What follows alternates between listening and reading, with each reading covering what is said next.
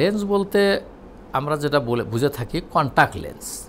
বেশিরভাগ ক্ষেত্রে আমাদের দেশের বা বিদেশের চর্চাটা খুব বেশি কন্ট্যাক্ট লেন্স ব্যবহার করা। তবে বিদেশিদের ক্ষেত্রে এই কন্ট্যাক্ট লেন্স ব্যবহার করলে ক্ষতিটা কম হয়, কারণ সেখানে বেশিরভাগই ঠান্ডার দেশ, সেখানে ধুলাবালিটা খুব কম।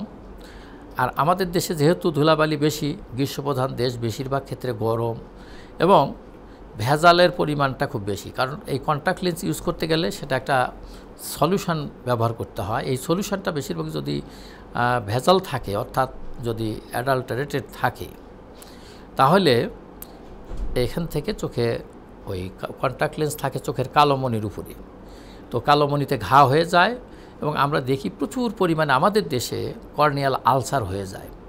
তো কন্ট্যাক্ট লেন্স আমাদের দেশের জন্য ব্যবহার আসলে একটু সীমিত হওয়া উচিত, তবে বিদেশের জন্য খুবই ভালো। ততপরই যদি আমাদের দেশে যারা ব্যবহার করেন, অনেকে যান বিয়েতে যান, বিভিন্ন প্রোগ্রামে যান, তো খুব সতর্কতার সাথে কন্ট্যাক্ট লেন্সটা ব্যবহার করা উচিত এবং ব্যবহার করার আগে এটাকে একদম স্বচ্ছ সুন্দর, যেন কোনো ভেজাল মুক্ত সলিউশন দিয়ে পরিষ্কার করে নিতে হবে।